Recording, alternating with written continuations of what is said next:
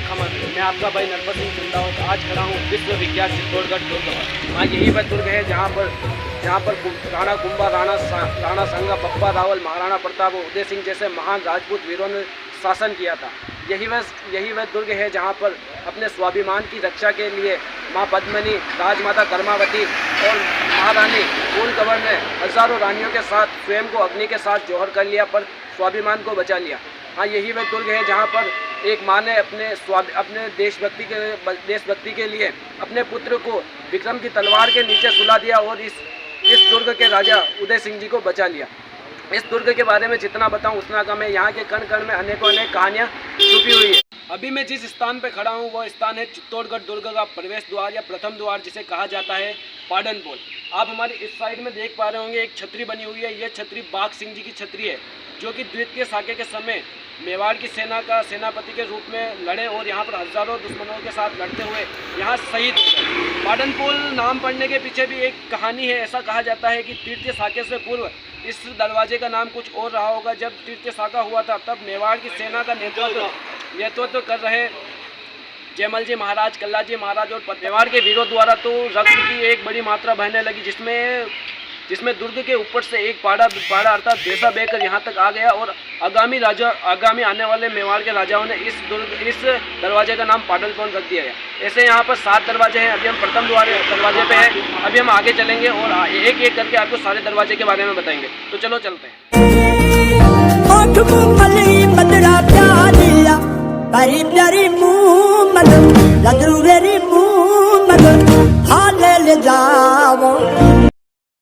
अभी हम प्रथम द्वार को पार करके द्वितीय द्वार को पार करके आ चुके हैं कल्ला जी राठौड़ और जयमल जी राठौड़ की छतरी पर।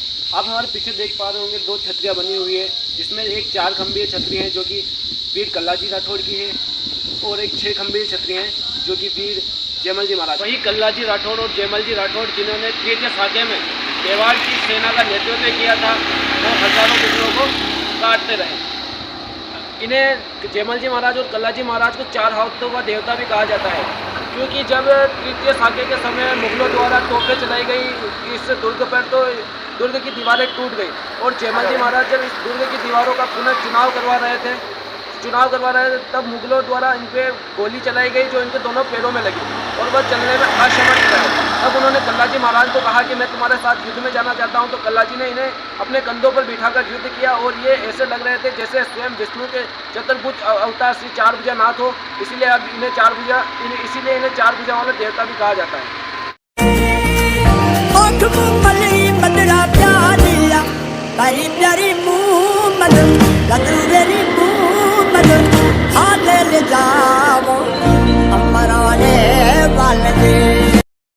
हम पहले और दूसरे दरवाजे को पार करते हुए आ चुके हैं तीसरे दरवाजे पर, जिसका नाम है हनुमान पोल। यहाँ पर एक हनुमान जी का मंदिर भी बना हुआ है और ये देख सकते हैं कितना बड़ा ये दरवाज़ा है, जिस पर दरवाजे पर लोहे की कीलें लगी हुई है, जिसके कारण हाथी इसे तोड़ ना सके।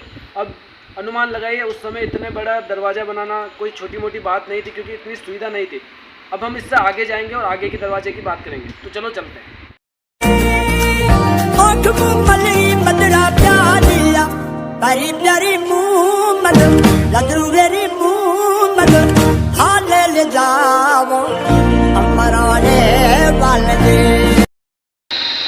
हम पहले, दूसरे और तीसरे दरवाजे को पार करते हुए आ चुके हैं चौथे दरवाजे पर।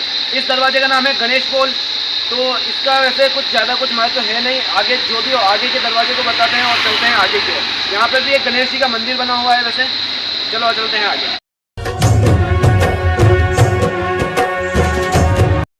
हम 4 दरवाजों को पार करते हुए आ चुके हैं 5वें दरवाजे पर, जिसका नाम है जोड़ला पोल।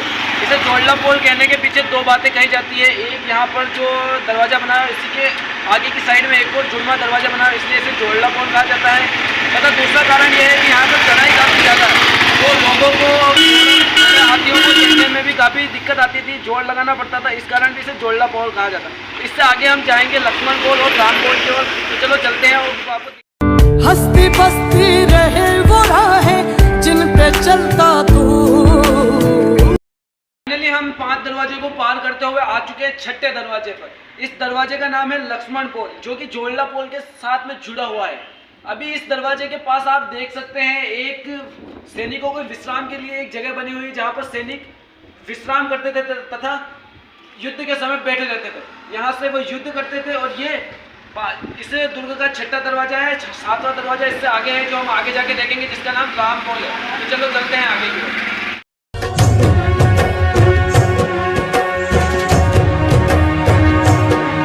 फाइनली हम 6 दरवाजों को पार करते हुए पहुंच चुके हैं चित्तौड़गढ़ दुर्ग के आखिरी दरवाजे, जिसका नाम है रामपोल। रामपोल दुर्ग का रामपोल नाम रखने के पीछे एक कारण यह भी माना जाता है कि जो चित्तौड़ पर जिन राजाओं ने, जिन शासकों ने शासन किया, वे सारे सूर्यवंशी शासक थे और राम जी भी सूर्यवंशी शासक थे, अर्थात राम जी के वंशज माने जाते हैं। इसी कारण यहाँ पर राम लक्ष्मण दोनों नाम से पोलो को। फाइनली भाई मैंने आप सबको दुर्ग के 7 गेटों के बारे में बताते हुए दुर्ग तक आ चुका हूं। अब इससे आगे हम दुर्ग का दृश्य देखेंगे, पर उससे पहले मैं आपको एक चीज दिखाना चाहता हूं। इस दुर्ग की ऐसी चीज जिसको देखते ही आपकी आंखें नहीं हटेगी, इतना सौंदर्य स्थान जिसको देखने पर आपको लगेगा कि वाह, यहां से जाने का मन नहीं करेगा।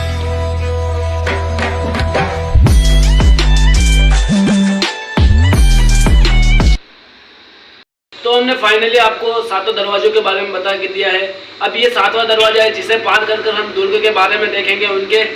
उनमें बने हुए महल मंदिर और बहुत सारी ऐसी चीजें जिनको देखकर आपका मन करेगा वाह क्या चीज़ है, एक बार मैं भी घूमना चाहूँगा, ऐसा आपके मन से आवाज़ निकलेगी।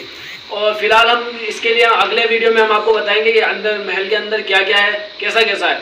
अगर आपको वीडियो अच्छा लगा हो तो लाइक सब्सक्राइब करना ना भूलें। Thank you.